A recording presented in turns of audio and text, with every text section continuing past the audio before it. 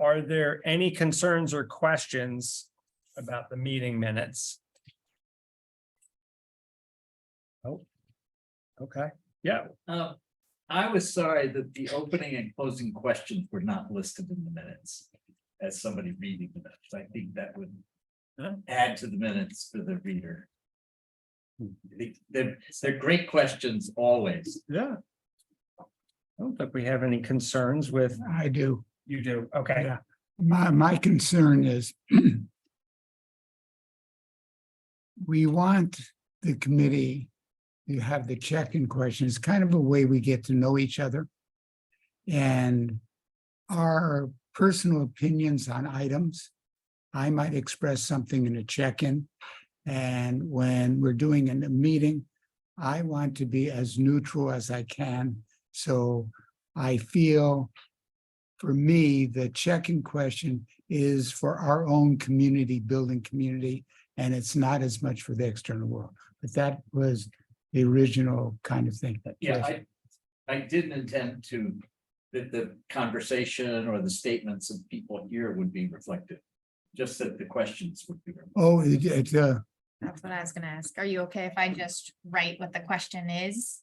what do you think, Jess, about that? I didn't understand it. Thank you, Russ, for clarifying.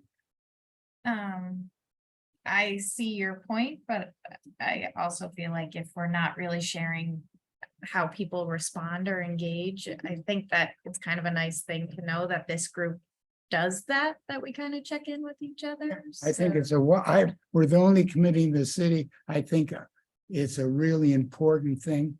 And the other thing is, I think different facilitators will have different questions.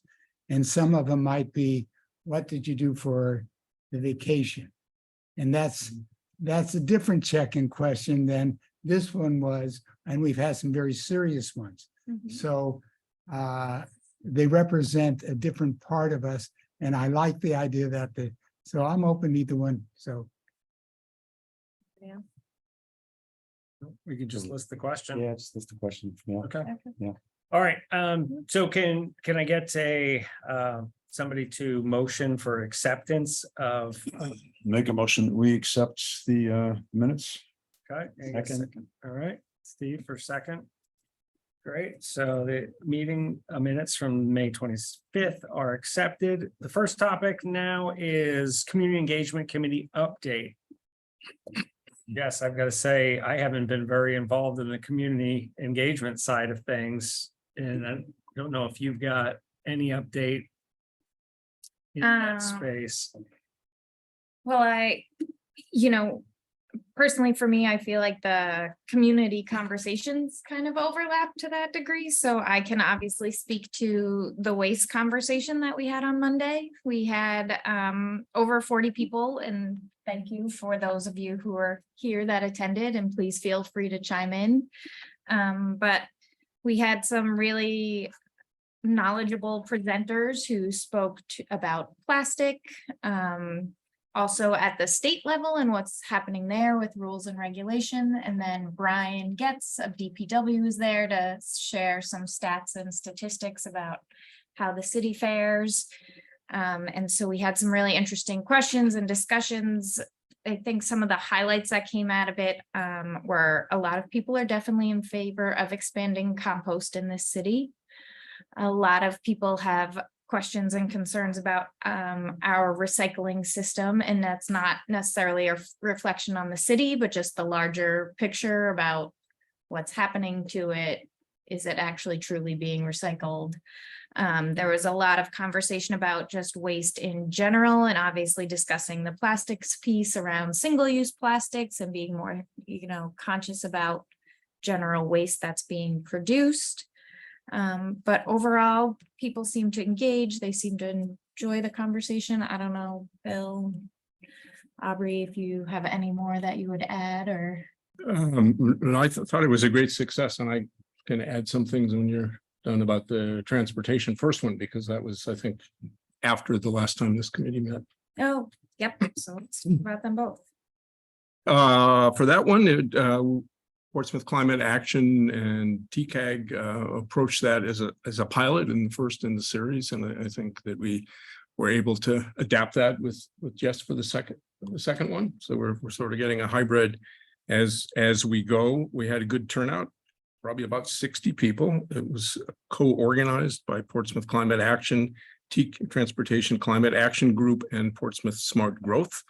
And we set it up so we would have overviews on each of the 4 core topics that you'll probably remember from the different briefings we've done to this committee of shared mobility, public transit, walking, biking, EVs, land use, and smart growth. And we gave 4 overviews, short overviews as food for thought. Then we had breakout meetings around the climate ambassadors' questions to have a correct, very sharp connection to the CAP, and came up with a summary report that includes all the slides, the overviews, the speakers' notes, and the summaries of the breakouts that I think either I or Kate circulated around to this committee a couple of weeks ago, and I may be worth sending again, but we really intended that as input for the CAP. So it went really well. It was really nice to work with Portsmouth Smart Growth and to get this done as a pilot. And I think a lot of folks in the room were there. Do we have, thank you, Bill, for that. I missed the meeting, the PCA meeting last night. Do we have a firm next topic? I'm going to talk about that when we're done. Oh, there you go. You want to jump in on that then? Yeah, this involves everybody in this group. As I'm going to ask, I have an ask. Let me set the context. The community, and we're now calling them, for lack, I think, community climate conversations, are conceived as a series of 5 conversations to take place this year, and more importantly, next year. The reason for that is that we have a budget it's a pretty small budget to get the climate action plan. Once we get that plan, Portsmouth Climate Action intent is to have public engagement to support the climate action plan. And we want to supplement what's going to happen on Monday, because we have consultants, they come, they'll be here, but public engagement is ongoing and we have limited resources to get as much traction as we can. So the conversations are really one facet of public engagement with a lot of good people working really hard with a lot of skills. And if we had to hire Jess and Bill, we would have already spent our budget on public engagement. This is all what we have as part of our rich asset of our community. And so our being here tonight is part of the asset for public engagement. So there was a lot of talk, well, what is the next one? Who decides? And we are a nonprofit volunteer group. And the fact that we had this level of skill heading those up is they've set a template that will make it easier for the next one. Now, the building committee, and Aubrey, we were thinking of you and Tori as a potential for the next meeting, maybe late August. The template is already there. There would be a matter of getting speakers together. And it would be one of the things we built infrastructure. We already have Smart Growth mailing lists. They're very interested in building. We have Seacoast Can mailing list. We have our committee, we have the city newsletter. So we're already building an infrastructure to get the programming out. So basically now it's going to be easier for whoever has that expertise, like you and Tori, maybe get a speaker from UNH, 3 speakers, raise the question, have the breakout. We already have a location. The library loves working with us and they promote it. So we have all this structure in place, and that's after 2 sessions.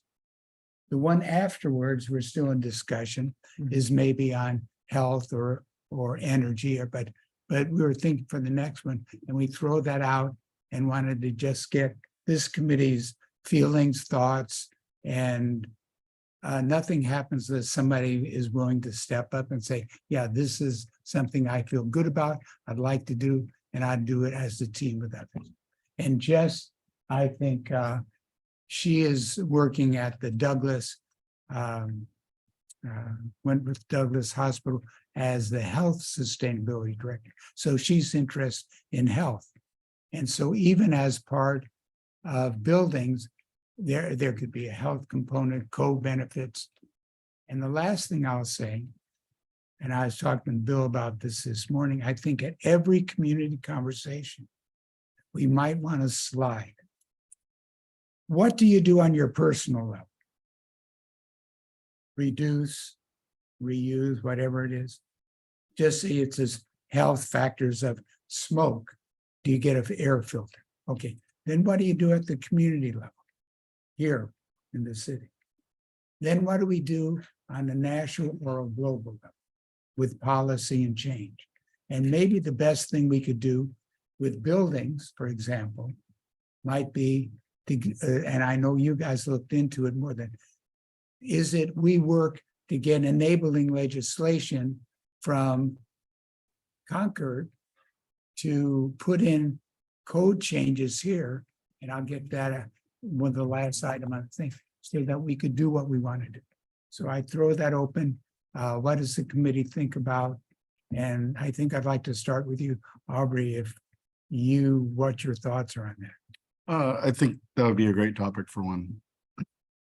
As you say it, I'm just thinking of my personal schedule over the next month and being like, do I have time to do that in August or by August? But as a committee, we can certainly talk about it soon. And wish Tori were here tonight and we could work together on it. But I'll definitely reach out to her and Peter, of course, and brainstorm about it really quick and see what we can put together.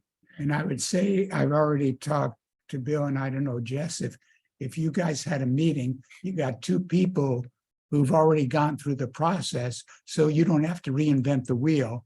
And I don't know, Jess, if you could have a meeting of you, Tori, and Kate, and how that could be coordinated. A lot's in place, because I think to ask anybody to do this, no matter how simplified it makes it, Jess, does it take some work? Yep. Yes, even when you got a lot of help. So I think it's really, if you take it on, it'd be a great thing if you and Tori, so anybody else have a feeling about that or Well, comment? I think it's a great topic, and sorry, Jess. No. And if for you and Tori, if August didn't work out, right, then maybe a future month, out there, because you totally get, right, the fact that people are really busy in the summer and. Right. I'm just thinking about that for speakers too, Yeah. and we'll just see what we can pull together. Yeah. And let me tell you one of our reasons. We said, and this is very personal. I think we have very short period of time, 3 to 5 years. And for years, I was working with Portsmouth since we didn't schedule anything during the summer. And my feeling now is I bumped my own personal commitment up to say, it's not staring us personally in the face. But my check-in question was, have you heard what's your latest statistic that either gets your attention positively or negative? And when I hear the heat dome, I hear the water in Florida, I say, and this is the beginning. And I just the one quote that got my attention this morning was from the New York Times, that I think, if I have it correctly, that the fire in Canada has burned as much acreage this year as in the past 20 years. So with that, why I'm not saying, let's just wait till the next, I'm saying, let's do what we can with who's here in the now. So that's kind of the position I take, and I try not to put it off. And on the other hand, I say, it's crazy to take on more than I can do. So we're all on that dilemma.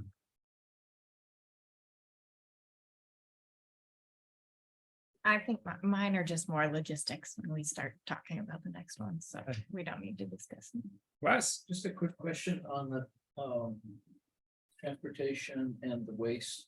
Are synopsis summaries, content from those available? Yeah, I think I sent one to this mailing list, the long one for this, and I'll resend it, but it's all the slides, speaker notes, and the breakout summaries and the discussion questions, and that's should be posted on the TCAG website as soon as we can. Okay, great. Yes, I will say Bill's is a lot more thorough than ours was. Ours was a little more casual, just Nimble. nibble. Just what I asked of the speakers in general and sort of how we took notes, but I put together something that I sent to Kate today, and the speakers also offered some resources as follow-ups. So if people are interested in those things, I can make sure they get around. Thank you. Mhm. I love action items.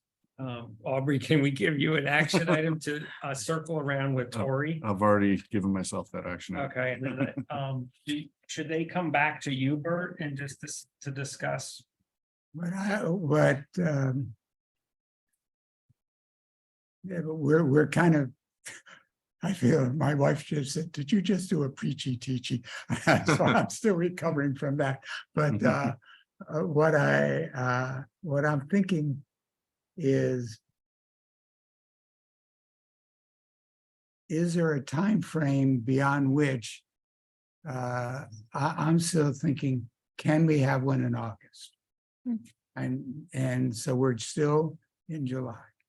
And if it were small with lowering our expectations, I would rather lower expectations and have it. So let me talk with anybody here. What would be? I think that probably because we meet weekly, the connection to the Portsmouth Climate Action Group every Wednesday, whereas this group is every month, is probably a way to connect, because it's really Portsmouth Climate Action that's trying to invent and lead and pilot these meetings, and we meet again Wednesday. So maybe if you could give an update by that, it would help us see if what the likelihood of that being the third one. Okay. And I would also add to that, I can help with some of the logistics. I just left my deposit with the library as sort of an ongoing. That's generous.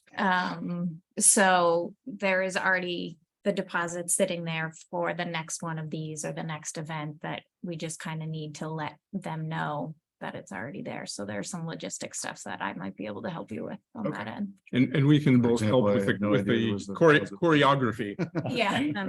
We can help with the choreography, sort of adapting what we learned from the first two. Sure. So, I just wanted to add, this subcommittee is a really small subcommittee compared to, like the transportation subcommittee. And so I would caution that August might be a little early. And the reason I say that is that it's really Aubrey and Tori and I, and then one other person who sit on sustainability. And we have some things that are in the works that it would be really great if we could actually say we've accomplished something, and we could bring that forward as part of the discussion too. Because we're right now, I guess I'll let Aubrey give the update of where we stand. I think that's the next thing on the agenda anyway. Yeah, But- let's roll right into that. Green Yeah. Building Committee. Yeah, I'm just concerned that like we have a lot of things we're interested in doing, but we're working on something right now that's very concrete, that it would be nice to be able to Announced. announce it and say it's done. All right. And then and what's next, but and I caution because Tori just started a new job. You know, like I just looking at this, I'm taking vacation 4 days in August, which is the only time I could find I didn't have city meetings all year. So, you know, I'm like, you know, I'm worried about time, having enough time to do a reasonable program is all I'm saying. That's very helpful, Kate, and I actually was thinking, I forgot that it was a committee of 4. Yeah, right. Thank you. Mhm. I had one question for y'all, just generally on the 2 that you've had. Have there been representatives from our CAP consultant that go to these and kind of No, collect? no, I information? think No? that they were resource constrained. Budget's very tight, Yeah. so not really room for. I think that's why we really wanted to tie it to the climate ambassador questions and do a thorough write-up, because otherwise it's just interesting conversations that sort of disappear in the wind. The write-ups and the feedback have been really helpful. So those and then some climate ambassador meetups that people have done in neighborhoods have all gotten feedback and like ranking question style surveys that have gone directly into the list of strategies that they're going to present on Monday. So a lot of them are based on the first community conversation, and then a couple different, like Allison Tanner did a neighborhood conversation, and someone else went out to a couple community centers and did stuff. So they've been really helpful. Wes, come on up to the table. Come join us. Who's trying to be responsible for not being a member of the committee? Yeah, Kristen, you're welcome. Come on, to. Chris. Yeah. Okay, so are we Thank gonna? you for the invitation. I accept. Yes, well, we're happy to have you. Can we roll in then to the Green Building Committee update? Yeah, and this is gonna be really short because there isn't a whole lot to report this month. We had forwarded on the most recent draft to Public Works, Peter Rice. I haven't personally heard anything that Heard has anything. come back. I don't know if Peter Britz has or not. So we're still waiting to hear back from them on the municipal building policy. We did have a meeting where we had a good conversation with our head of the inspection department, code enforcement. And it seems that we already have the ability from the state to make a stricter building code if we wanted to, or a stretch code, if you will, for the city. That's, you can make things more robust. You can't make them less robust than the state, is the way I took out of the meeting, the way it's set up with the state, which is to me very good in the in a path forward, because I didn't think that was the case. So I think as our next step, once we have the municipal policy in place and we looked at a wider policy for citizens and businesses, we have the enabling legislation to proceed with something like that. We also had a conversation about basically, as we roll these things out, making them available to the public for kind of review before they're anything that's actually enacted upon.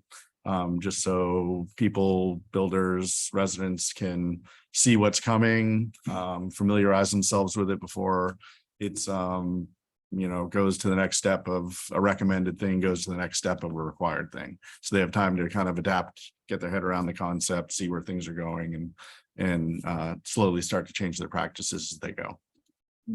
Before we implement, say more, for example, or less than what the state requires, could we take a look at some of the surrounding towns?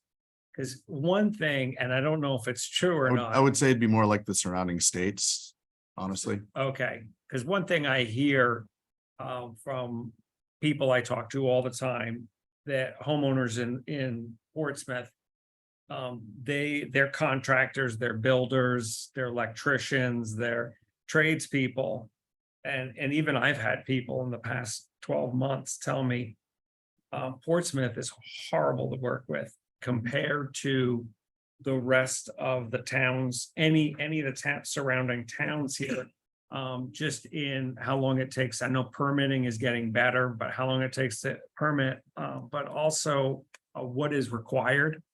And, you know, people tell me, even I just had a new heating system put in my house a year ago, and I could not find somebody to do it. I also had a gas fireplace insert installed.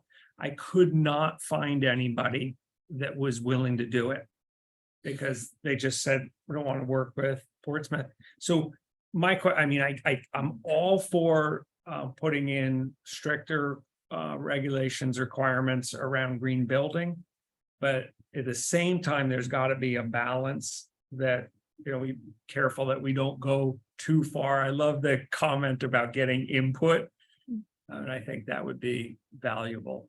Yeah, I have a few thoughts on that. One, we kind of had a discussion about the building permit thing, and that is very much changing. Like, they're speeding through things now. There's almost no delays for getting inspections or permit reviews and all that. They went through a really bad hump for a while, and they've gotten over that hump, and now things from the department are pretty smooth sailing at this point. I have also heard lots of anecdotal evidence of, oh, nobody wants to work in Portsmouth anymore, yet on my 3-block street alone, in the last 4 years, I've seen 7 houses do full gut renovations with crews coming in and out every day. So there's tons of people working in Portsmouth. Lots and lots of builders, lots and lots of tradespeople. You know, I'd see their trucks every day parked all around my neighborhood. And I'm not even in a wealthy neighborhood.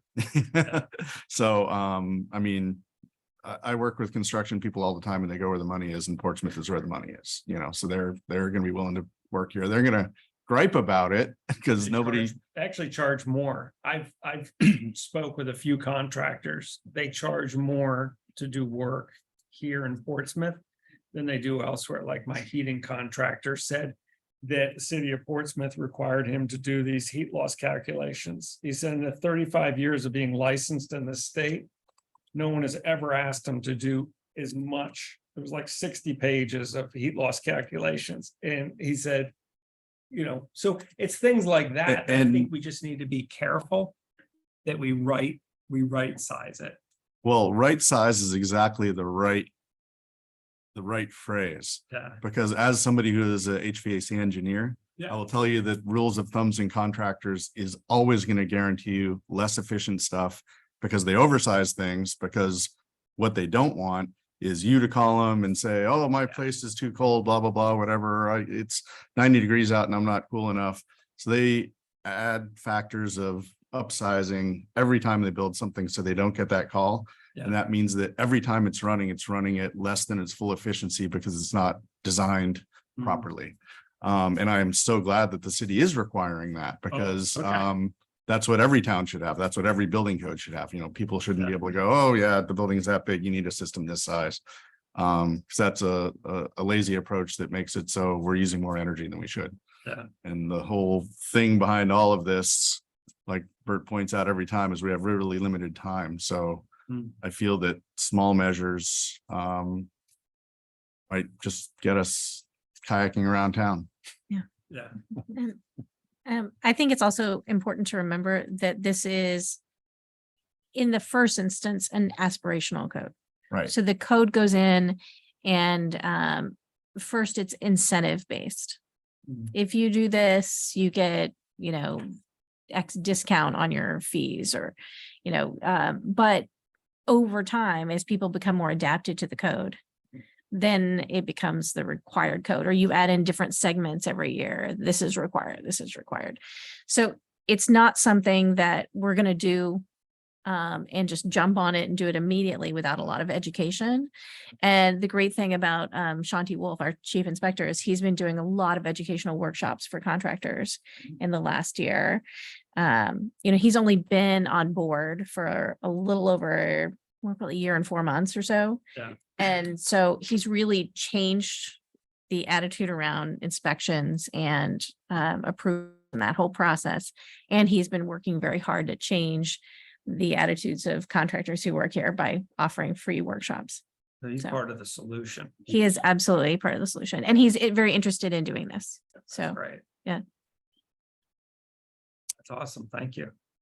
So, Sorry, yes, yeah, I'd yes. say that's the report from our committee.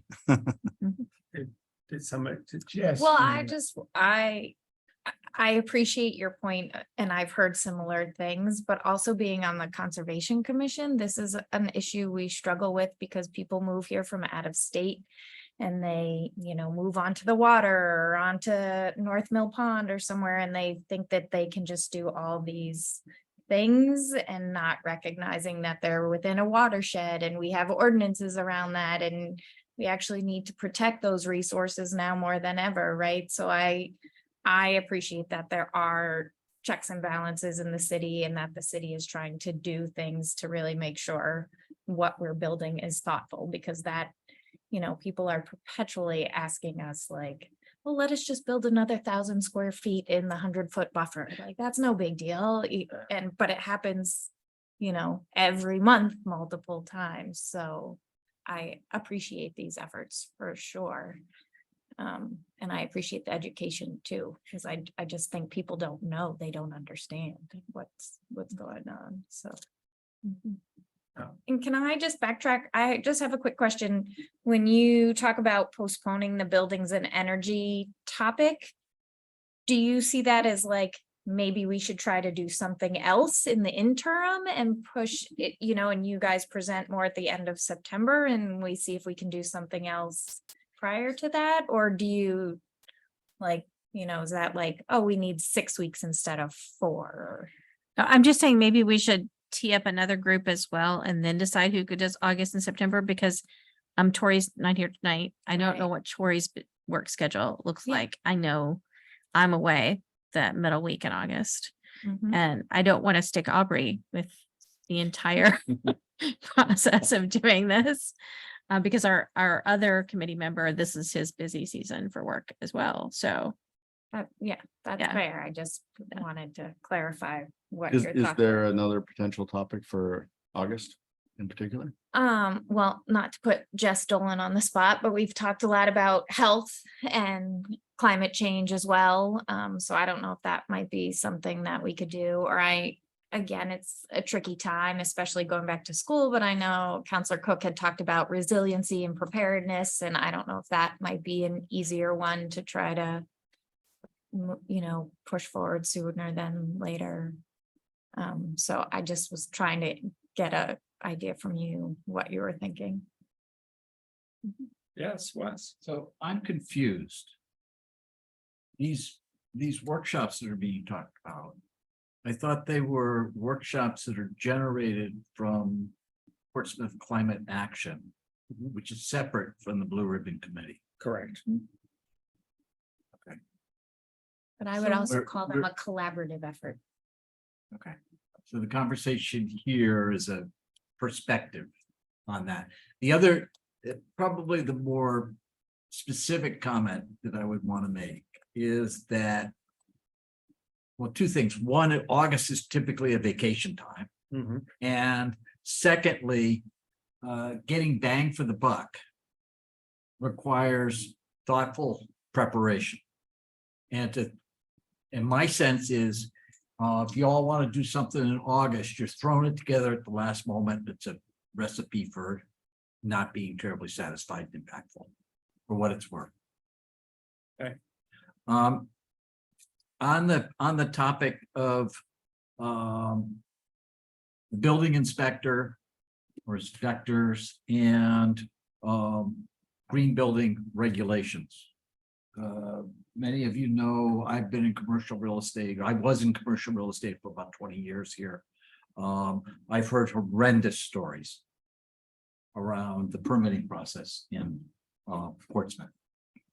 That said, I'm delighted that we have a new building inspector, and I'm thrilled to hear what you have to say, Kate, Aubrey. The distinction that I want to make, though, is to separate the two. The whole matter of where should the standards be, and what should where do we lift up the building stock and the practices in Portsmouth versus how do we handle the manpower and the educational process. I think we need to talk about where to get them to and then look at how to get them there. And not try to collapse them. For what it's worth. Great, thank you, Wes. Okay, so on Green Building Committee update, are there any other comments, questions? I think that's it. I,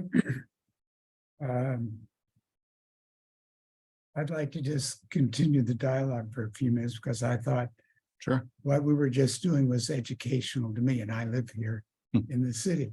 And to hear what you just said and to hear what your experience is, that's dialogue. And what I'm looking at when I hear, Kate, that we all want to have, something to show.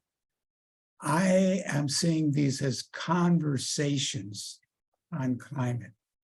And my expectation, if it was just this group, and to take your point, that if we're building a sustainability fair, if we're building something, I'm trying to say, what are we building? And what is it that we would want at the results of that night?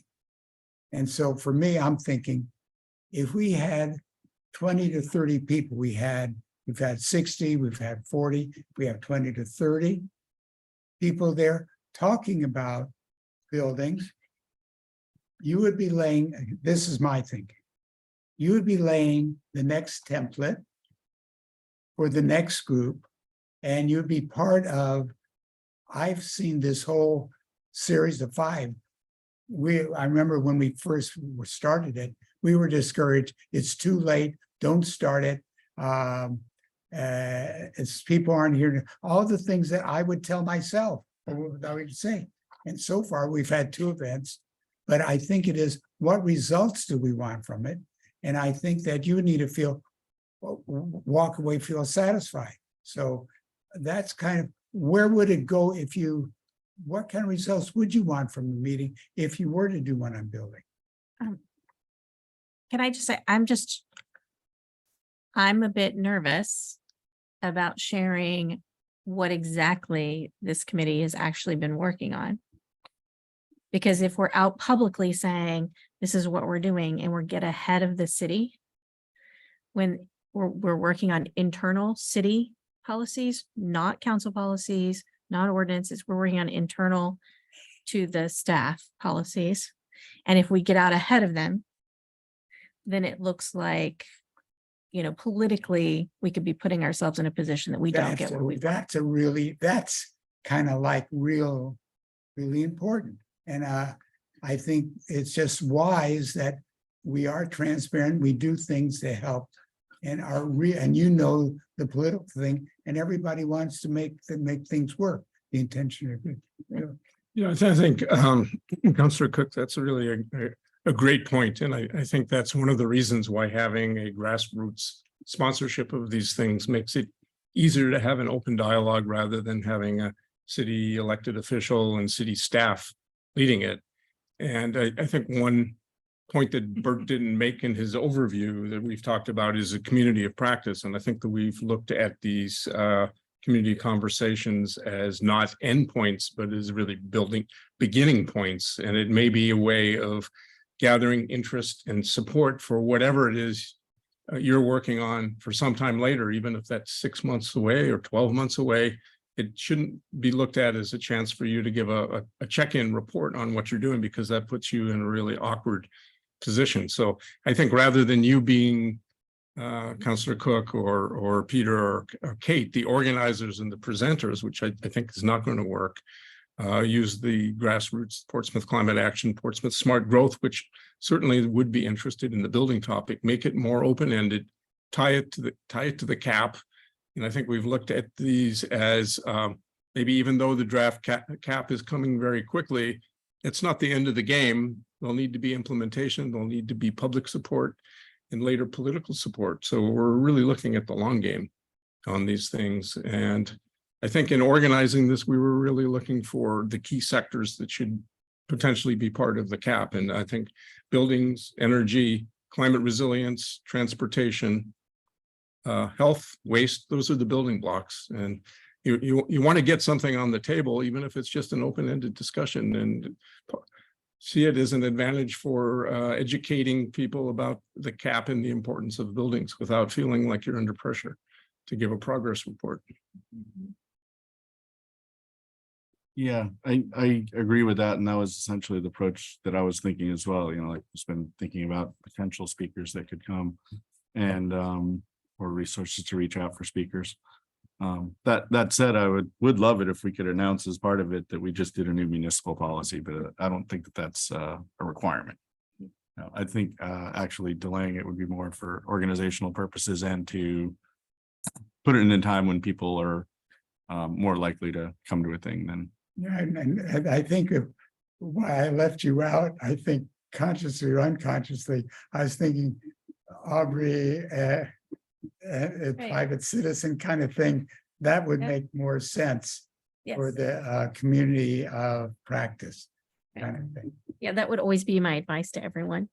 Hmm. It's always better to have Portsmouth resident stepping forward to present.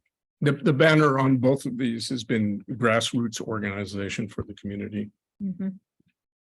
I'm wondering, I don't know if this is still one of the topics that you guys were thinking about, but for land management or sort of conservation, that might be something that would be a bit easier, Yeah. maybe to find speakers for in a short time frame. Like we could maybe partner with the Conservation Commission and maybe local UNH professors or people who are Definitely working- Portsmouth Smart Growth.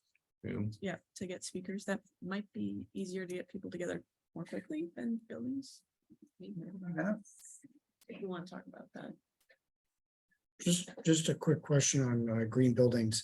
One thing I've noticed coming back here after being gone for about a decade, and it seems like Portsmouth does much better than other towns is the mixed use buildings, where it's like commercial and residential and making it more walkable. That's one thing that I really loved over in Europe, of just everything was walkable because it was always business on the bottom and residential on top. Are you Agreed. seeing that? I see the west end, by Hannaford's definitely pushing that direction. Are you noticing that as a trend here? Is that increasing? In the Islington corridor, I believe it's in the planning zone. Yep. Zoning for any new growth along there, I think including like Hannaford Plaza and all has to be business on the ground floor and residential above.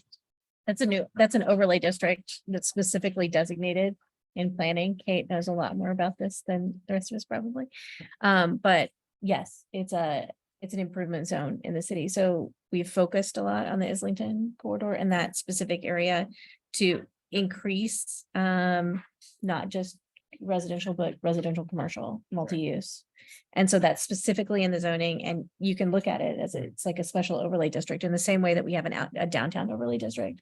Very similar zoning requirements that you have to have commercial and then residential or all commercial downtown. So and then we have another corridor that is another development corridor down Route 1. And that's why you're seeing more housing pop up, housing in that area, because we also have shifted that from commercial only to commercial residential. Like gateway by district, Pins, so- like by Pins you're talking about? Yeah, so that's Okay. why you're seeing that development there, because that is another, so that was all part of our zoning process that probably took place 15 years ago, the master plan. And we are now about to revisit that next year and decide if we need to add more Mhm. or do, what do we need to do to expand that? I really Constantly shifting. like that shift in that direction. It makes things much more walkable as Yep. opposed to driving everywhere. I completely agree. Hey, when you brought that up, it started to make me think big picture. We started the conversations on the end result is we want to bring down greenhouse gases. That's the end result of the conversations. So there's a lot of things that interest people, that could be this, could be that. So we really want to bring down and mobility, I'm thinking as a model, I'm just thinking aloud here. Bill said, okay, transportation in Portsmouth is a huge footprint. Where can we have some leverage on it? And he got 4 sectors and said, all right, here are some best practices in these 4 sectors, so we could think about it. And one of those was land use, smart growth density and 15-minute city. So it's come Okay. up already. Overlap. So so it come there. So I'm thinking in a similar manner, just so, I'm asking myself, what results would we want? And why would I come and what would I, if I can't come and feel I'm going to get something out of it, it doesn't seem to generate good conversation. What would a green buildings? I have a building and I think about it every day. And so what are the best, how much of a footprint are the buildings? The energy used and you know, and I'm starting to think about if buildings are huge and they're part of this sector, they're in the cap, we're going to have recommendations. Is there something similar to what Bill did? But we got somebody, basically, we had our own consultant who you know, we don't have that at this point. And then I think similar in waste is a third of when you talk about food and others is huge. Now, how much is buildings? Does anybody know in terms of our city? Yeah, it's on par with transportation. There are some people who argue it's more than transportation. All right, so that I had a That's feeling roughly like 30 that. to 40% nationwide. I mean, that's pretty huge. That's the But baseline. there's definitive crossover. I mean, it's not just about building green buildings, it's about reducing the amount of parking you have available Mhm. on sites so that you reduce the number of people who are driving. And where you So- put the buildings can reduce Exactly. people's use of cars because they can walk and bike and hop on the bus. So the conversation would be talking about bringing up the word which I hadn't heard of last year till somebody told me about it, co-benefits. You don't do anything without co-benefits. And so the conversation indeed is talking about multi-level participation, personal up to policy. It's talking about co-benefits. It's talking about getting the biggest bang for the buck in terms of bringing down the end result gases. So that conversation itself, how would we structure? That would be kind of what I see evolving as the structure. Mhm. The co-benefits is what gets the popular support because people may be happy to reduce greenhouse gases, but for their buildings, they'd like to save their energy costs. And for transportation, they'd like safe bike paths for their kids to Mhm. school. And those are the co-benefits that build the community support. Mhm. Or increase their sales because they get more light in their retail area. Mhm. So where does that leave us? I'm glad that we've had this discussion. I know we spent some good time on it. Where does Jess is putting this in the meeting? I know you're going to get to the committee. How would you summarize where we're at, Aubrey, in your mind? I would summarize getting where I am is to get with the committee and see what a realistic timeline is, given our personal places to organize something at this point and see whether it is feasible for August or more likely feasible for September. And then from there, once we have that target, then start to organize how it should come together and reach out to who could potentially be speakers for it locally or regionally, probably more likely. If that sounds reasonable. We move up. Are we ready to move on to the next topic? Well, I just want to ask a quick question. I haven't heard anything about the state efforts at the state level to update the building codes. And building codes, the cities are subject to the state, as I understand it, in New Hampshire. Mhm. And I was talking with an architect this afternoon who let me know that the process of endeavoring to bring the codes forward to be responsible from a sustainability standpoint have been horrendous. Mhm. the backlash has been substantial. And I'm curious as to whether our building committee, you guys, Mhm. have been looking at that, have been dialoguing about that. So on and so forth. I guess I could say the state code, my understanding is the 2018, is that what Shanti said? We're on the 2018 version of the Either 15 or 18. version of the state code, and we not only have to follow that, but then in Portsmouth, you have to follow our layer of code that we put on top of that. But what we're talking about doing is adopting an entirely different set of codes for green buildings. So it's like a different code book altogether. At least that's what we've been talking about as a committee. And as a result, it would be an alternative code you could follow because it is the state code plus. So it's going to meet all the state code standards, but it's going to be All right. much stricter. I- So that's kind of the goal. I Yeah. don't wanna try and, well, I could see that I've got generate more questions for myself and gotten answers and I, let it go at that. Thank you. Okay, thank you. Let's move on to the next topic, which is ordinance update. I'm not sure what that topic is. I think Josh and you just wanted to give an update or Yeah, well, we have Ellen? questions. for questions? I think I posed these questions the last time the committee met, around appointments. I think that the real questions that are lingering for the ordinance are, how do you want the appointments staggered, if you want them staggered? And at least for the current individuals who are sitting on the committee, because you're going to have terms, 1, 2, 3-year terms. And also the start date for the committee. Like, when do you want this to go into effect? And part of this is the timing for getting the ordinance adopted. If you want it adopted in this calendar year, and if you want people appointed so that they're in place for January 1.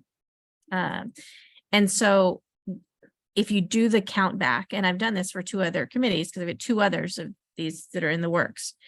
You're going to need at least 2 council meetings for appointments. You're going to need 3 readings of the ordinance. So that's 3 council meetings. You're going to need a council meeting just to introduce it, to request the 3 readings. So it's 4 council meetings total, plus the 2. So 6 council meetings to get a committee established, to pass the ordinance, and then to have appointments to that committee. And that means the appointments would be finalized December the 18th. So We started the process when? if Tonight. we requested September 5th to put it on the agenda. Okay, so that's what I'm trying to count back for you. Now, the other 2 committees are in a much worse position because they have to go to the council by August 7th because they're asking for all new appointments. So they need a month in there to have people apply. So that's much more difficult.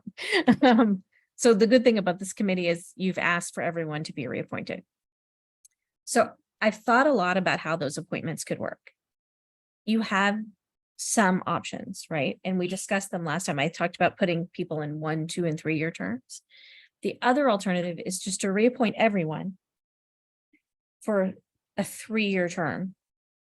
And then as people drop off, you don't reappoint until you hit that number that we were looking at. I think ultimately we talked about 9 to 11 members. When you hit that number, then suddenly when you start reappointing, you appoint people, you kind of doing an analysis. The mayor could sit there and look at it and say, oh, how many do I need to appoint people for 1-year, 2-year, or 3-year terms? And you could put that in the ordinance. You can say, when you reach the point of appointments, in that 3-year time frame, or it might take the whole 3 years. Then you appoint people to 1-year, 2-year, and 3-year terms. That would give everyone on this committee the opportunity to serve a 3-year term. Mhm. before, they would rotate off. So that's an option too. So you don't necessarily have to slate people into 1, 2, and 3 year terms now. Maybe you can do it in 3 years time. I like that second option personally myself. So let me clarify. So if we take the second option, everybody's on for 3 years, somebody might drop off before that 3 year time. Yeah. However, when you get to that 3 year time, does everybody on the committee then drop off? Or does everybody, then they get, how, are there some people, like I'm thinking, I'm getting older, I want to say maybe want to drop off, but somebody else might want to stay on. Right. So how the mayor can reappoint Yeah. somebody who was there. So we can amongst ourselves say, where are we at? How can we be the most functional committee? Some of us can drop off officially, and Right. so we have that option. Is that accurate? That's right. So usually what happens is people are notified that their term's coming to an end, and they signal whether or not they want to be reappointed. Okay. And I've seen it done both ways. I've seen sometimes we get applications for reappointment. Usually that's more land use boards. Sometimes we don't, and I don't understand why the clerk doesn't always ask for this. I don't know if there's some distinction there. But you fill out your application for reappointment, and then the mayor decides whether or not to reappoint you. So in any case, the mayor ultimately gets the choice of who gets appointed after the first 3 years. That's going to happen with any committee, though. That would even happen with a blue ribbon committee. As it stands now, the committee just might not be reappointed in January. I doubt that's the case. That's never happened, but it's always a possibility. So that's really up to the mayor. But yes, you apply to stay on if you want to stay on. And you might hit that point before the end of 3 years, because you might just have enough people who have family obligations or work obligations, or they move out of town, or so you might lose enough members before you hit 3 years anyway, that more people get appointed. So That's probably most likely. Yeah. Scenario. yeah, it is likely.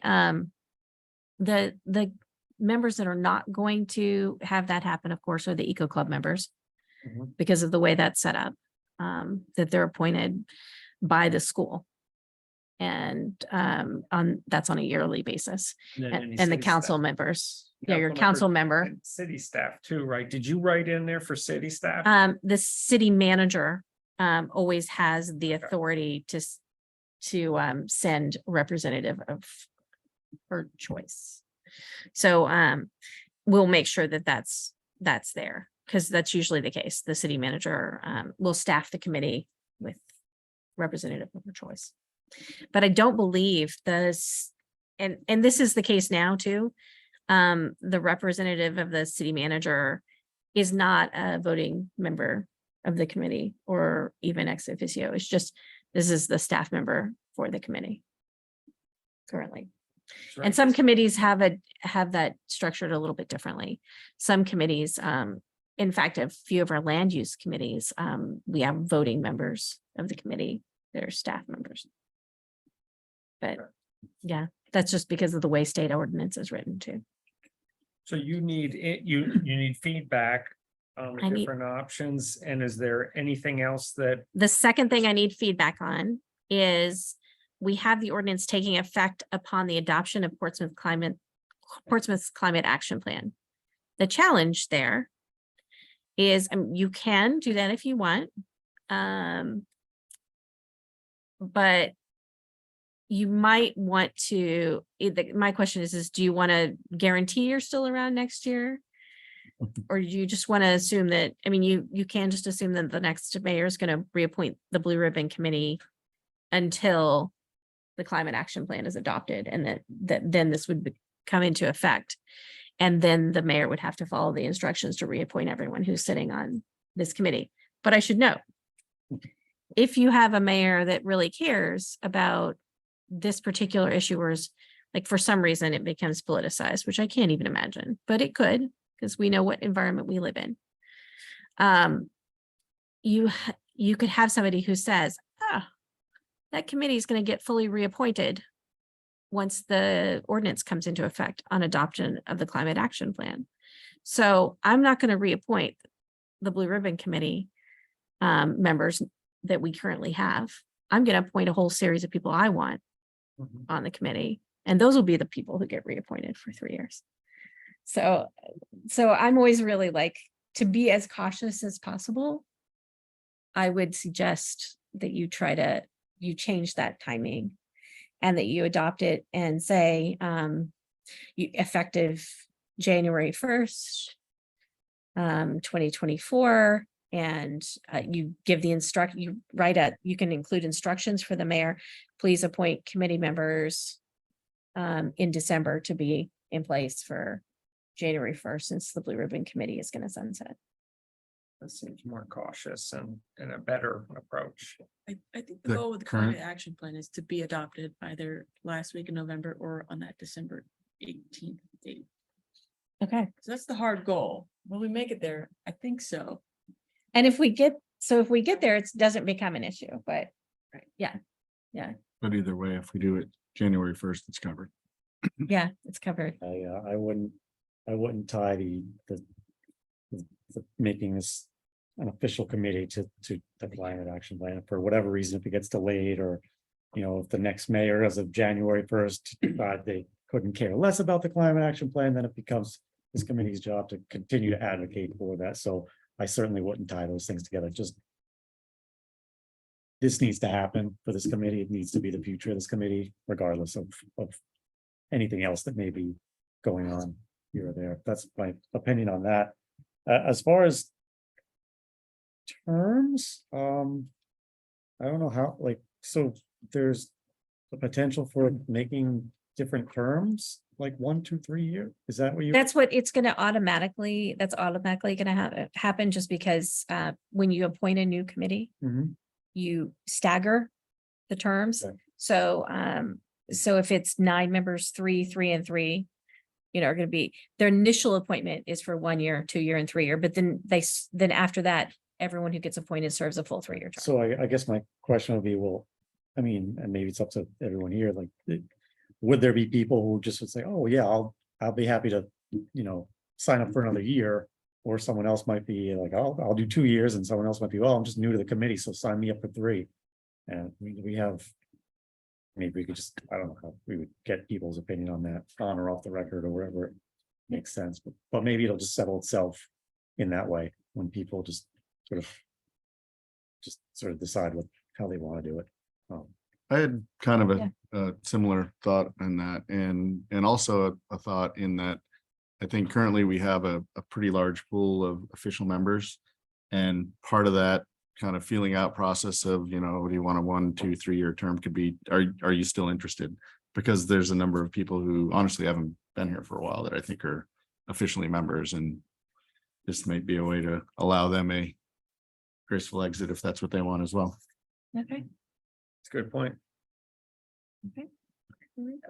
My question to that, though, is for a cautious conservative approach, couldn't you just appoint all of those people and then they can just sort of say, I'm sorry, I'm not able to anymore, and then it kind of shrinks our numbers anyway, which is our ultimate goal.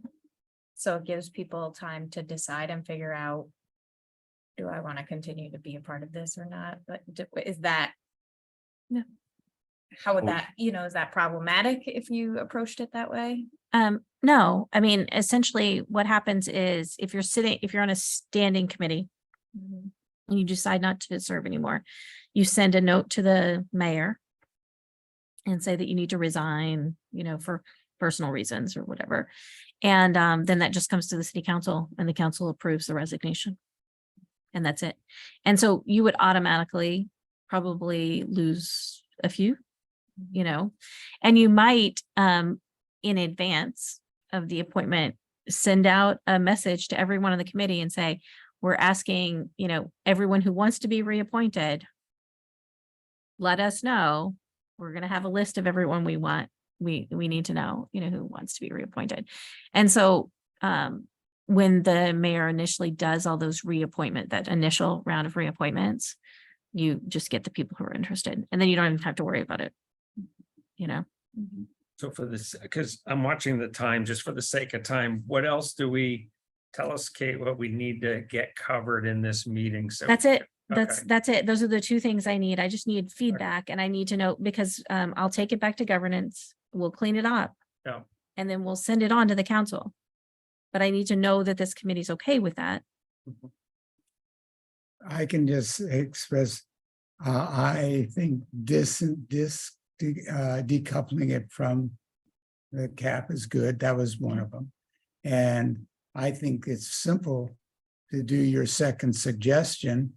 It doesn't preclude anybody getting off earlier, and that anybody who wants to stays on can stay on for the 3 years. And then in 3 years from now, we're gonna have a very different world, environment, and committee. So if that's the simplest way, I would say that's kind of where I would go with it.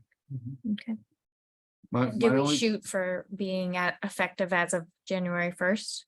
What's that? And do we shoot to be Yeah. effective have as it- of? Right, have them January 1st. appoint everybody end of December and the 1st, and anybody here who wants to get off can get off.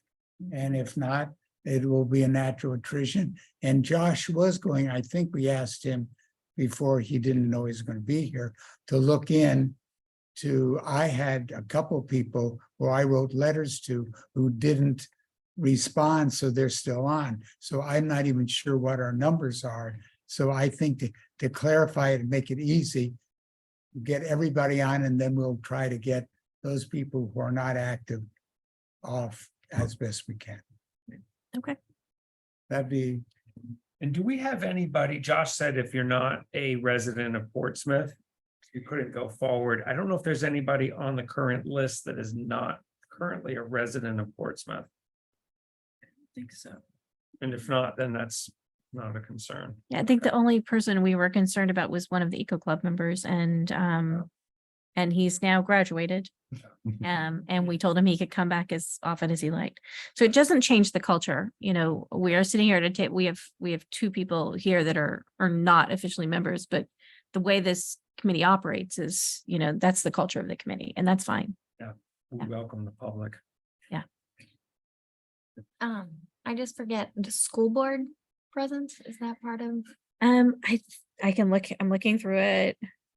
I know that there's a school board rep now, but I think that maybe we removed this school board rep because we did, this member, the two student members appointed by the school district. And it says between 7 and 11 community members. That's it. That's it. Just that in the city staff, one member of city staff to be designated by the city manager. City councilor designated by the mayor, 2 students by the school district. And the rest are community members, 7 to 11. But if you start doing the math on that, so if you have 11, then 2 students. And so you're already at 15. Yeah. So they don't count in the total. we've had a school board member on for the last several years. It's been very, I thought, helpful. In fact, we got the student council, Eco Club members because of the school board member. So if that, I would say, I think that's a pretty important connection. If we could get that person to be one of the members.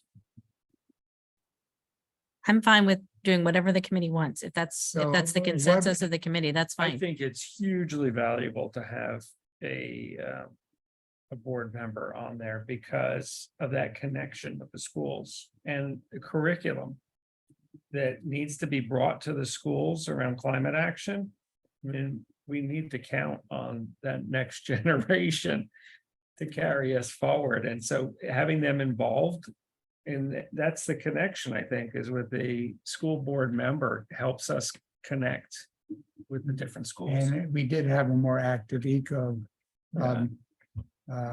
sponsor that change. So everything changed. I guess I just would like to understand if we make a request for a school board member, doesn't mean with all the demands that they're necessarily going to be available. Is that accurate?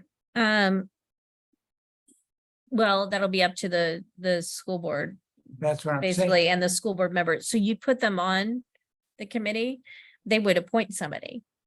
And if Uh, they don't, but- they don't. But whether or not that person attends. Yeah. Is there, it depends on their schedule, right? But I agree with Bert. I think we should put it in there as a requirement and. Or a request. I don't know if we can require, well, I don't know, like, we You- can, It's a- city count, can we? We can, the city council, this is a city council ordinance, so. It requires them to Yeah. appoint somebody. Anybody else have a feeling on that one? If you don't specifically spell it out, the committee could still request. Like if they were looking at an upcoming appointment, you could theoretically request someone from the school board. No, is that, if you don't spell it out, would it preclude Yeah, that? we could, but I'm thinking, Yeah, it's like, so on versus like, as opposed to like putting it in writing, saying that we definitely must have one. okay, here's what I'm Yeah. thinking, not being so centered that I think the sustainability committee for me is the linchpin of what needs to happen for the city and the world. And so I'm a little bit narcissistic here. So I'm thinking if a school board member has a lot of things on their plate, is it important for them to do their job as a school board member? How important is it for them to take their time to come to be here and hear this meeting? It might not be, or it might. I think that I don't have a clear feeling on that. But I mean, I think it's the one that was here was incredibly helpful because he was a school board member and he knew about biodigesters and he knew about the environment. So he had a double whammy. So I think it's, anyway, I could go either way. So So I guess my initial sort of reaction to that is. We'd like to have one, but. You want one ultimately that's interested and wants to be here, as opposed to just Absolutely. forcing the school committee or the That's school kinda board where- to like say, oh, well, you gotta go because we need to send someone. It's ultimately better to have someone who has the interest and would want to be here. So like, almost like an invitational. So that's why I was asking, in the ordinance, could we state it that, and there would be an open invitation to a school board member? Is that a possibility? I just let it be known. I'm not sure how to write that, whether that's too sloppy or we just do that on our own. I've never seen that, but I can ask the question. I should say you're probably going to have a school board member that cares about this issue and who wants to be appointed, so. Yeah, I appreciate your point, but I also feel like if part of our responsibility or our objectives as a committee moving forward or to help manage the cap, then the schools seem to be a big part of that. So even if they are not overly motivated to be here, I feel like we need that presence here to be a part of the conversation and the discussion moving forward. I'll also add to that, the school board is just now really becoming more familiarized with having committees and having more committees. In the past, the school board doesn't have the same culture around having lots of committees like the city council does. So that's becoming more of the culture of the school board as well. So I think people are becoming more familiar with serving on committees. So you're likely to get somebody who's understands expectations of committee service. Okay, so time check. Because we got still a couple more topics tonight. And is there any more dialogue any more feedback that you need, Kate, or? Yeah, I just wanted to revisit the just my thoughts on the whole terms thing. The one concern that I have, if we start forward with everybody with a 3-year term, is kind of the worst case scenario in my head is nobody does, or we don't get a point of attrition beyond where everybody stays. So we all reach the end of those 3-year terms. It happens to land on a council that is not the same as our current council, that might not be as supportive of the mission. And then it could be a clean slate, rather than having built in every year they change. So there's always some continuity of the committee, and everybody couldn't be wiped out at once, but just, a third at a time or whatever. So I just think, in the nature of being cautious, it might be better to start off with that, so it has to happen rather than it might happen if we're lucky. And So that's a good worst case prevention. Mm, And I kind of agree with what Steve said. If we kind of put it out to everybody, I mean, there may well be a natural kind of sifting of, oh, I could see doing this for 2 more years, but can I commit to 3 years or what have you? So. That's just my thought. So if we have to make the request by September 5th, do we have time to decide on the next sustainability meeting, the end of August? I think this would be on the agenda, right? At the next meeting, The finalize. the final, It can, when is Or- that meeting? when it gets sent out so that we could all Our next meeting review is it. August 24th. Last one, Thursday. August 24th.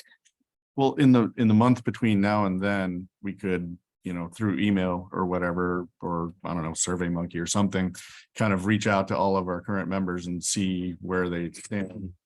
And then look at that before the next meeting and say, okay, this is where it landed. This can totally work. Or, oh, everybody wants a 3-year term, or everybody wants a 1-year term. We need to address it differently. I think I have a deadline of August 30th for the council agenda. I believe that's right. I was looking, trying to make sure that that's the case. September 5th. Yes, so my deadline is August 30th to get it on the September 5th agenda. So between doing, like Aubrey said, with email and such, between now and the next sustainability meeting, we could probably work this offline. And vote on it. Yeah, I should caution everyone that you can't discuss it via email, because that's creating a quorum and creating a meeting. What you can do is you can have someone from the city staff send out an email asking people if they want to continue to serve, what kind of term they want, 1, 2, 3-year term. And then put all the data together. And could we at least review the draft before the next meeting? The draft ordinance? Yeah. Yes, in fact, what I would suggest is that I have a governance committee meeting. This is on the governance committee agenda, by the way, for Monday.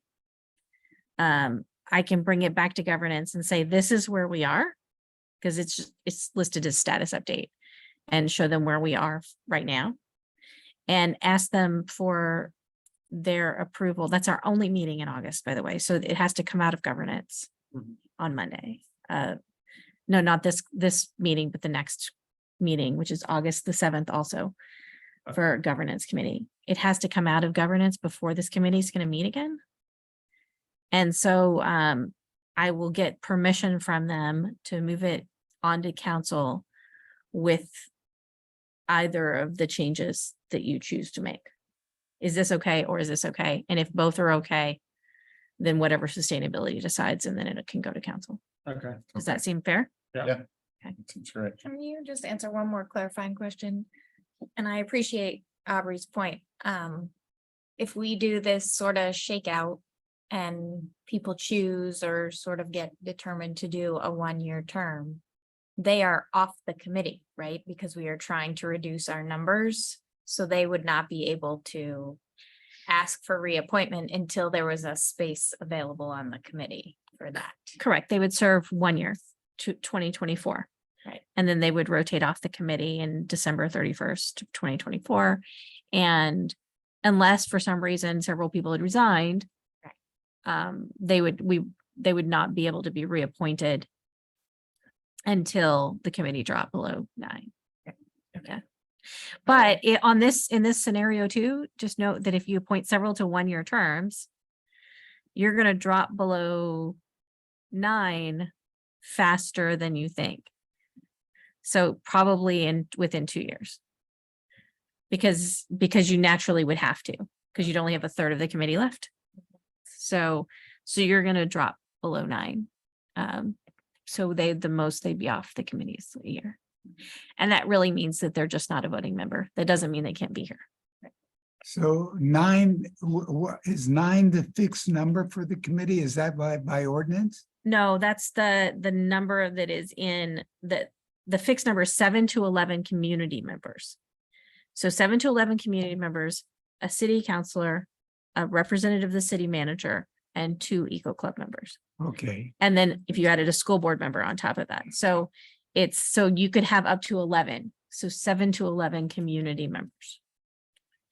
And so what Josh did when he drafted it, he said, until you hit 9, the number falls below under 9. The mayor should not reappoint people. Mhm. So he's trying to make sure we go from being this huge committee down to being a more manageable size over the course of, the next few years. And it'll happen within 2 years. So that's really important to remember. We will fall to that number just by having terms. I'm like that. gonna just ask somebody if you want to. Would you put just your gut? If you were to say, how many more years would you like to be on this committee? Would you put 1, 2, or 3? And when I count to 3, those who want to, would you raise your fingers? Just what comes to your gut? 1, 2, 3, raise your fingers. I thought, so what Kate's saying is that Kate, I didn't want to not but put my Kate, fingers up. Kate's gonna be, Kate can send out a survey. Yeah. You said, so Kate, if you could send out, because you can send out an email and ask people just to respond to I can you. send out a blind copy email asking that question and the other 2 Yeah. that I'll Yeah. have to check. So with let's you. do that. Let's do that, Bert, because then we'll get empirical response from everybody. And you will look up Including people who who are aren't the here. members, and anybody who doesn't respond, that's kind of deadwood already. Yeah.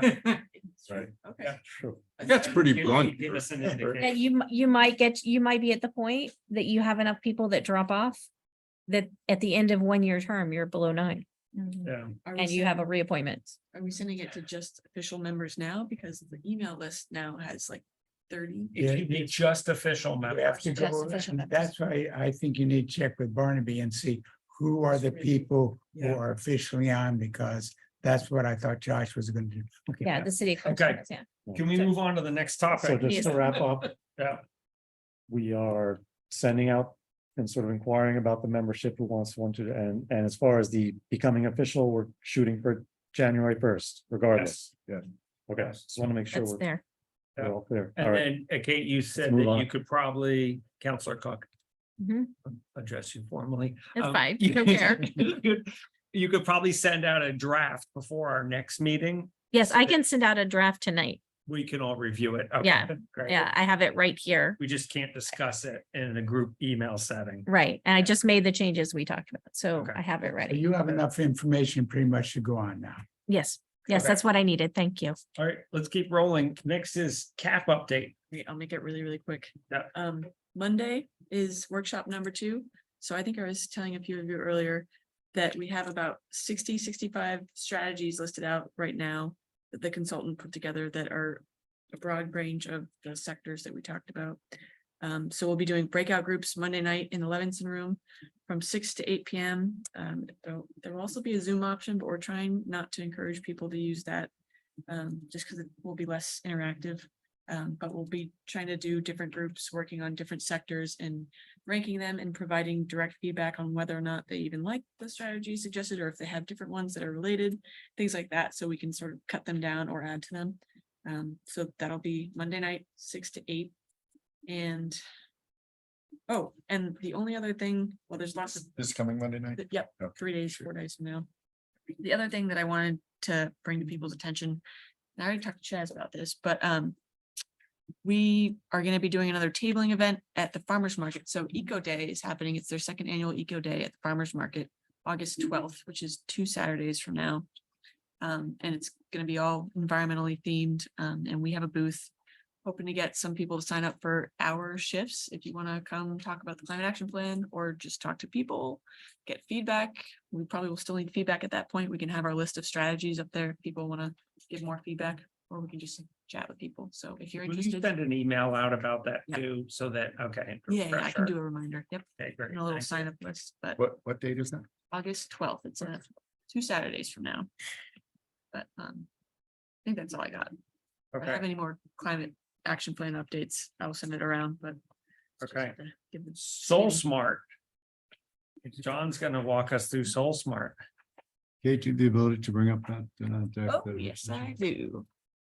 But of course, let me share screen. After 30 years in the services business, I learned that the further down the agenda list you are, the less time you have to speak, so I will do this quickly. What I'd like to do is walk everybody very quickly through a program that Herb and I have been looking at, and at the end of this, I'll be putting forward a. Not this one, it's the, Oh, sorry. yeah, sorry, it's the PowerPoint deck. I almost made the standard joke about I'm gonna run you through a quick 72 slide program. That actually, Kate just did put up the 72 slide. I saw that, but I'm like. I love it. Oh, God. Yeah, we've got, 47. we've got the 2.5 slide distillation. Take that. Okay, Soul Smart. Kudos, first of all, to her for finding this thing. This is a movie looking at the last month or two and discussed with several members of the client. So this is specifically around increasing the deployment of solar installations, municipal and commercial and residential. There's a lot of things you can do to try to improve that. We all know what the benefits are. This particular program that we're looking at, which is created by and funded by the U.S. Department of Energy. So let me start with that. It's already built, it's already paid for, and we Portsmouth can take advantage of this for free. So I want to start with the cost. What it does is going back to about 2016, DOE has been working with municipalities and solar installers and manufacturers around the country, basically trying to create a library of best practices around these areas. So specifically as a municipality, anything can be done to improve permitting and inspection. I agree with what everybody said about Shanti Wolf. He's an enormous asset. He's sort of an unsung hero in Portsmouth because there's still plenty of contractors who don't know that we've improved the way things are. And you're right, there are builds going on. When I did my little improvement to my house, I interviewed about a dozen contractors. 10 of them told me exactly the same story we talked about earlier. So the point of all of this is not that the work's not being done. It's that this gives us an opportunity to put sort of a DOE-based good housekeeping seal of approval on how the city of Portsmouth approaches this. So permitting inspection, suggestions around improving planning and zoning, which is obviously longer term, but also how do you get the community engaged? How do you get more vendors involved? That's what's in this Soul Smart program. If I could have the next slide, please, Kate. Stop me from going too fast, anyone. This is my 130% speed. So as I mentioned, this program was started up by our federal Department of Energy to help communities, in this case, to help City of Portsmouth, increase deployment of solar. That's the whole point of it. They were looking for what are the blocks and how can we improve, how can we create content to help improve those blocks? I mentioned the cost. It's zero to the communities who choose to participate. So a community would need to choose. 550 or so have done so and been certified as Soul Smart communities in the last 7 years. 1,000 by the end of 20. DOE's goal is to get it to 1,000 by the end of 2027. So this is not a, let's take a flyer on this. This has been adopted by a very large number of communities and installers. So what's in it? What's in this box? Well, first of all, there are consultants, humans with expertise in this area who are made available to the city on DOE's dime. These are not DOE people. These are experts in the industry. But we would get them, they're basically being paid by DOE to help the city of Portsmouth or whoever get these programs underway. The content is fantastic. I've been through a bunch of it. It's just really, really good stuff that can be used by the Shanti Wolves of the world, the solar installers of the world, the homeowners of the world. It's just a lot of really good content. We will be sending this down on our recommend anyone would like, take a look at it. But net, Herb and I, again, kudos to her for finding this thing. We dove pretty deeply into it and it's just really good stuff. You talk So- a little bit about the, I will. Yeah, Oh, about the- yeah, the sorry. Communities, yeah. yeah, So not unlike the way that we approached the CAP subcommittee, Herb and I took a look at this group and said, right, what communities in the state of New Hampshire have done this? There are 4 communities in, I mean, a number of them have gone down the path. There are 4 that have actually achieved the certification. They're the towns of Bedford, Keene, Lebanon, and Peterborough. They are now Soul Smart certified communities. So we did kind of what we did when we were researching the CAP process. We talked to them. We just reached out to the city manager, there's a building inspector, somebody else who I think was the sustainability, whatever the appropriate title was. We sent them a list of questions and then we followed up with some detail back and forth. It's very good content. Again, we'll share all of that stuff. The short version was they all are very happy they did this thing. They're all kind of shocked you could get so much for so little. Several of them were shocked you could get anything of use out of the federal government, but in this case, they all said, yes, this was a very good thing to do. So, I'm sort of getting a little ahead of myself here, but one of the benefits of doing this is not just the content that's in the Soul Smart program, but also the ability as a Soul Smart community to work with and talk to and collaborate with some of these other communities in or outside of New Hampshire. No need to reinvent any wheels. That's sort of what we're going to here. Kate, if I could have the next slide, please. So these are the questions we asked. In the interest of time, I won't put everybody through this, but all of the towns that we talked to were given these questions and they all gave us some pretty thoughtful answers. Oh, yeah. I know, I think it's fair to say, nobody just glibly said, yes, no, it was great, it was the terrible. responses were huge, Yeah. like, in the sense that I can't believe they gave us this much of their time to respond to these questions. Yeah, that's exactly, I had the same response. And that to me sort of spoke to their enthusiasm. Like, yeah, this was one of the better things we decided to do. So Kate, we can skip past this one. These are just some of the comments. Again, I won't read them to you, but we have gotten through to these folks, so we'll send you this deck. So what's the path forward? So the way that we looked at this is, as we said, an existing federally funded program, 500+ communities, including several in New Hampshire. Herb and I believe that this is something that makes sense for the city of Portsmouth to do. So the natural next step would be to bring it to our Sustainable Practices Commission and see if everyone agrees with that. We have shown what you're looking at here to both of our city council members. We expected neither of them to be here tonight. So we were lucky to get Kate, even though she wasn't so lucky to get stuck here tonight. But knowing they wouldn't be here this evening, we did run this by both Josh and Kate. We have discussed it briefly with Peter, and I think we have a session with Peter and Kate on the 1st. Is that right? Next Wednesday. Yeah. Think so. Yeah. The 4 of us are meeting. Discuss in a little Yeah. more detail. At that point, we will have, and after my rapid fire blather right now, we will have shared it with everyone on sustainability. So the proposed path forward, like everything else in the city, we're trying to get the key stakeholders engaged. I just ran through several of them. The next couple of key stakeholders obviously would be both the head of building inspection and the city manager. Now, we're not planning on talking to every city department about this because Herb and I discussed it, would love to get your feedback. We thought the best approach would be if this group feels that this program at no cost makes sense for our initiatives, if it's something that makes sense for us to advocate for, then we do that. But we do that by having our city council members put it on the city council agenda at some point, and then have the city council say yes or no, this is something we do or not agree with. It's not a funding thing. So, there's no money involved. It's rather that it was just like the process we went through to get the city council to agree to do a climate action plan, except that was a funded thing. And Kate, stop me if I'm oversimplifying a more painful process. So that's what we would propose to do next, and that's what I'm about to make a motion that we do. So I got to this point in less than 3 minutes. And I don't know, Kate, if Josh followed up with you after we met with him. We just met with him It's just last. last I night, had- so. No, I haven't chatted with Josh about it yet, but we're usually pretty good about tag teaming on these things. Because Josh said he would move forward and sponsor this or co-sponsor it with you. Yeah, usually we put it on the agenda. It'll be under both of our names. Yeah. On the agenda. Yeah. So, which means it'll be under Josh's name. So that means, because it comes up first, because my stuff's always last. I'm number 9. My stuff's always last. So it'll come up a little earlier under Josh's Yeah. name. And Yeah. our thought was to echo something that several people said earlier.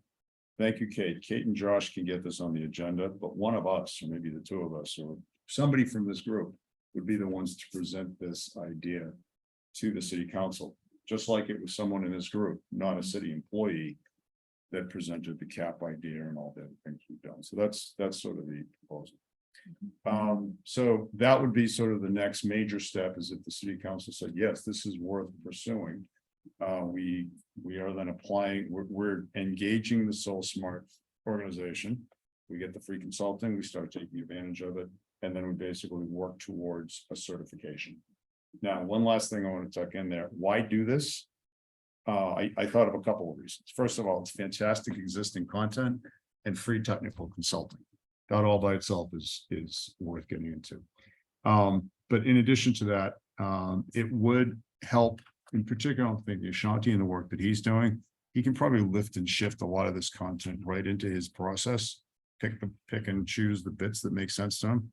It'll make his department's job easier, and it will make the job of the installers who are applying for the permits easier. And downstream with the inspection and the planning and marketing and all that. And finally, as I mentioned earlier, this gets us connected to a much larger community of communities, in this case, the community of municipalities who've already done this. They already like it. I'm just talking to every town that's put in an array. I learned something new about what to do or what not to do. So it would enable us to do more of that. So given all that, Kate, I think that's the last slide, right? I make a motion to this. Oh, yeah, please. 2 more comments. Thank Absolutely. you so much, because this is incredible. I what couldn't you- have, I don't think I could have done it any faster. So- You covered so much. So 2 comments. One is the federal funding ends in FY 27, 27. the end of FY 27. So we do need to move forward on this because funding is going to run out. And then the second point I wanted to make is John and I stepped forward and have offered to be citizen volunteers, because there are some hours that are going to be required of city staff. So John and I are happy to volunteer some of our time to work with city staff to help offset that a little bit. And I know that's a concern that Peter has voiced. And so when we meet with you and Peter again on this next Wednesday, we'll talk some more about that. So, okay. And one other point I meant to throw in too, and we'll take all the questions we need to. I just want to be respectful of this time. Herb and I look at this as, if the city of Portsmouth gets its Soul Smart designation, which I fully expect that we will, that's now a bragging point that we can put on the city website. We can put it wherever. It says to the community of the citizens and the businesses in the city, but also to the installers or potential installers and vendors and potential vendors. Yeah, Portsmouth has actually taken this step. So at the risk of stealing someone else's trademark, having a good housekeeping seal of approval around the city's commitment to increasing solar footprint. To find a point on it, there's a marketing and branding and awareness value to that. So that's my final point. Toss it up any questions. So just a couple questions. One, if I'm understanding this right, this is this is focused on best practice procedures for the city as far as how they engage with everybody, and then also for potential installers, but there isn't any type of funding aspect of it, like means of funding for giving incentives for solar or anything like that, right? It's just on the practices side. Not really. I mean, this. that's a great question, Aubrey. Fundamentally, no. There is a component of Soul Smart that talks about marketing and community engagement. So there's some sort of I'd call them her high level recommendations, for lack of a better term, but nothing concrete about here are grants you could go after, or here are the manufacturers of such and such a program. This program doesn't take it that far, but with luck, from my gut, that gets us as a city and as a citizenry more engaged with the manufacturers and the installers who themselves bring that kind of concept. Okay. And, part of the program, the best practices are helping to educate the public about IRA, right? So some of the benefits, federal funds that are available. Right. And things of that nature. So, yeah, not directly like, hey, here's some money to go But at do least an this. educational side of But it. yeah, and it's not that we have to come up with that information. It's just repackaging what is already, there are 500 plus communities that are already using this educational information. And so we just reap the benefit of that. And we're able to say, put that on our website. And it has the stamp of the US Department of Energy. So it's not like. Exactly, yeah. And then the second question I have is, I think I saw referenced on some of those slides that there's multiple tiers like bronze, Yeah. silver, gold. What are those? So for this, for the municipality, there's actually a very good checklist that let's say Shanti, the building inspector, for example, on their teams, and Peter perhaps, and Kate would go through and say, if you do, this is SoulSmart talking to us. If you do these things, we will basically work with you, and the consultant will validate that, yeah, you're actually doing that stuff. And if you do, that's how you become a bronze level. If you do these additional things, that's how you become a silver. If you do these additional, that's how you become a gold. And that's one of the things the consultants, as I understand the program, are designed to do. I mean, their service is designed to do, is to help the city say, look, Portsmouth, you may already be silver capable. We just need to go through what you're doing and see what you're doing. Or it may turn out that there are 17 steps to get to silver, you're only missing one. Right. Okay, let's do that one. So it's basically, that's what those three are, and they incrementally build. And Aubrey, to go into a little bit more detail on that. So they're the different categories. And you have to have so many points in each category to get bronze, silver, gold, and they just added platinum to the certification list. And say permitting and inspection, there might be 20 actions on there. But you can get enough points to get, say, bronze just by doing 2 out of the 20. Mhm. So what I love about the program is the city of Portsmouth can choose. They don't have to, they're not mandated to do everything under permitting inspection. They can pick and choose what makes the most sense for the city. And so I love that flexibility. But given that, it's a great set of guided suggestions. Yeah. Again, based on best practices from a lot of exposure. So with 1 minute left in the meeting, Yeah. I'm gonna make a motion that this committee agree to have our city council members put this topic on the agenda for upcoming city council meeting. I'm gonna say yes. I say I've yes. I think I've been seconded. I don't know if I do this or if you do this. We have a An second. official second? Is that a Okay. second? I'll second. if you All need a right. second. Okay, I'll be first, you'll be second. Now we're doing the all in favor, I think. Yeah, what I just like to say, it sounds, and I appreciate that you brought this up. It's kind of like the lead program or it is that Exactly good. what it struck me. And it sets a vision and it gives the criteria. And I can just say, it will also eliminate what, I'll bring it up next time. I put on there the energy opportunities is a newsletter from Tom Morgan about the solar arrays that are being built at Seabrook. Mhm. And it's a visionary model. And basically, what I was going to bring up, you've already, I was saying, how can we make Portsmouth more friendly, More solar friendly. solar friendly? And you guys are, so I'm on board for that. And that's, we can look at this other one, but anybody new, look at that newsletter. They're building the biggest solar array in the state of New Hampshire. And they have another one, Seabrook is building it. Rather than nuclear energy, they're building solar fields and they're making their community really. So I just feel this dovetails in with that newsletter. You can look at it as reference. Yeah. And we have Tom Morgan in the city who's been working with this, though he's somebody else who would be, I think, a knowledgeable person in this area. Excellent. So We need I, to scale and accelerate. you got it. So I would say yes. I just have a question on timing. Yes, ma'am. August 7th or August 21st council meetings is what I'm asking. Josh said the next council meeting. So August 7th. Yeah. That would be the deadline for the agendas next Wednesday. So we'll just make sure Yes. that we get everything we need from you guys for that. Yeah, and yeah, so Josh was gonna go through all those materials, that whole big batch that we provided, but John and I will make ourselves available to answer any questions. And if for some reason you don't feel comfortable, bring it up then we can go to the meeting after that.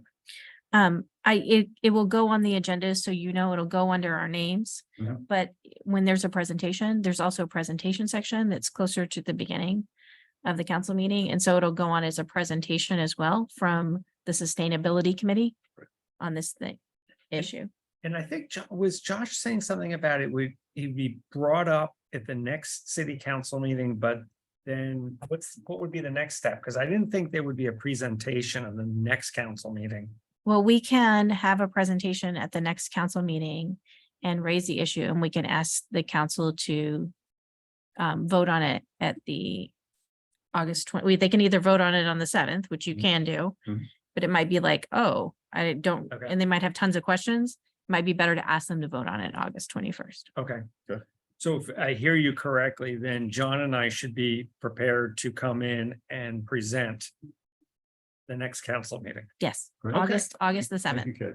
Awesome. Happy to do that. Can't ask for better than that. No. No. So all in favor? We need to do that? All in favor? All right, good. Move forward. Okay. The Oh. energy opportunities is. Sorry. Can you Wait, share, we give- sorry, can you share some of those materials? Can you? is there Yeah, I something you think can- we're gonna send this entire presentation and it has links in it Okay. to some of the good content, yeah. And Kate, can you send, and I can package up the feedback separately too, from the cities, New Hampshire. So that'd be the third document. So Ones we I'll take interviewed. an action item to just package everything up. And then if you could send that out to our distribution group, regardless of whether people are members or Yeah. of the committee or All the not. feedback from the different towns that you Yeah. talked to. And that'll include tonight's presentation and the links and all. Good. And so I'll take that as an action item and then Kate can get that out to everybody. Perfect. Thank you, Kate. Okay. All right, so I know we're over by a couple minutes. The energy opportunities, did you want to say more about that? I would just encourage people, it's a newsletter. Yeah. That came out from City of Seabrook down there. And it just dovetails with what you're doing. I'd suggest anybody who wants to read a pretty tone. Where do we find that, Bert? That I newsletter? sent it out to everybody, I believe. Yeah, like a week ago or last week. I sent it out Yeah. last week to the committee saying, this is what I was gonna bring up, but I think you guys have a more concrete action. And this could just support that. And if you see, Tom Morgan is a city planner, and he's the one who wants to look at what are the blockages that cities are putting up Yep. that are not making people want to come. Very much dovetails with this, yeah. And so it dovetails. So if you guys would read that. And since you're into it, you would be able, he's willing to come here and make a presentation on how he's actually done it and consulted to other people in the state Fantastic. on how to make it more solar friendly. That's from Bert on July the 19th. If anybody's looking for it, it's called agenda item. for I'm this week. very impressed, John. You've gone straight to my sweet spot, my friend. You know that, right? And can If you want our attention, use the word solar and With Tom Morgan Yes. to the next Thank you. meeting here? He would like, he actually, I didn't want to spring him on the committee. Cause Tom has a very, almost, he likes to challenge thinks his style. I wanted people to see the newsletter was more positive than his presentation stuff. And he has good information and he is wanting to do the right thing for the city. He lives here. And so if we wanted him, he would like to come to this committee. I think he wants to come to the also the climate, Portsmouth Climate Action. Because Yeah. he wants to spread the word. Yeah. Oh, and the timing's great because this dovetails right into Soul Smart. Does. Do you think you would like to have him come and talk about I that? would say yes, just based on what I see so far. Yeah, kind of related to this, the topic I was hoping to discuss tonight, but in the nature of our time. I think I'm mainly gonna put it off to next meeting as an agenda item, but I just wanted to plant a seed. I was just meeting with a bunch of people that are involved in the skate park this week.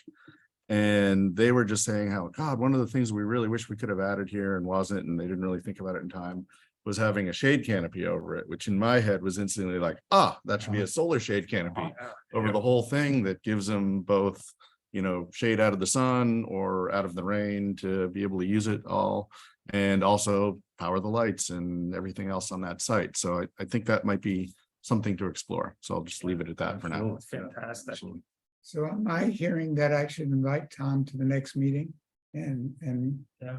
is that, okay, Yeah, and if you want to let him know, or even connect him with John and I, so we can tell him that we're looking to move he forward. might know, already- as a Soul city Smart. planner, he might already know about this. Right. And could give you some feedback. Okay, yeah. And we will have digested this before then, because this is very good. I'm not sure how I missed it, because he was not that far from here. Yeah, Thank you, Bert, for surfacing this. okay.